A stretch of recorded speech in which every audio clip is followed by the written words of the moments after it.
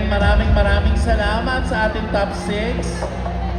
And bagong lahat, palapakan po natin ang ating chairman, Miss Belen Pinotos, and si co-chairman, si Sir Ren Salas. Thank you so much, Ma'am Belen and Sir Renz. Okay, eto na.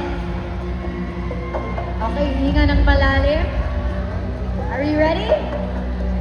Let's begin with our top 3 for the male category. The first spot goes to from the College of, I heard it, Education. Candidate number 7, Leopard David. Pasok ka sa top 3. Candidate number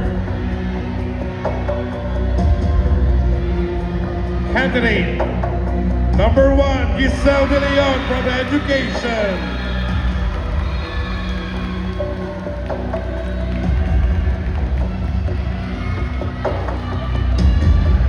Our next spot for our top 3, the male category, goes to candidate number 9 from IBET PRLO, Ken Pinalca.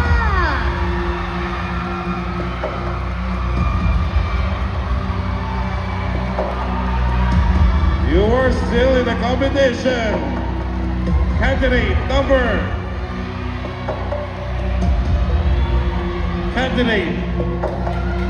7, MJ Vital from IBET.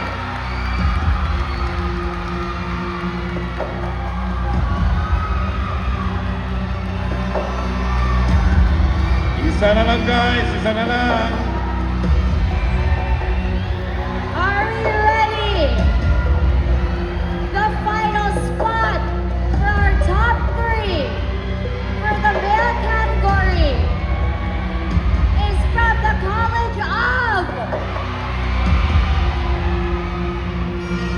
College of Information Technology, candidate number 12, Rosh Alvarez.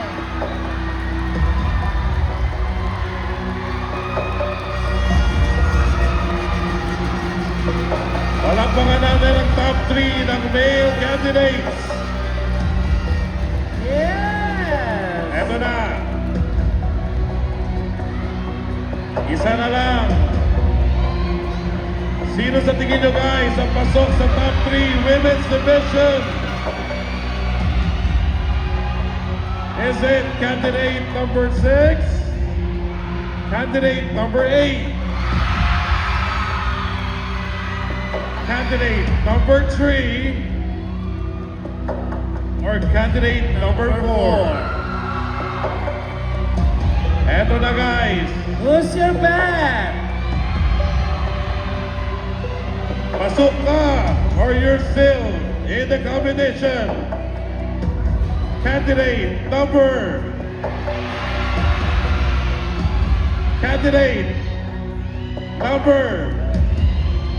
8, Alexander Tuya from Tourism.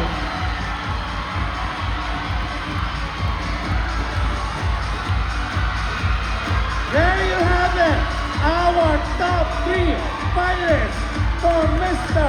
and Miss Oliveras College 2026. Thank you so much, girls.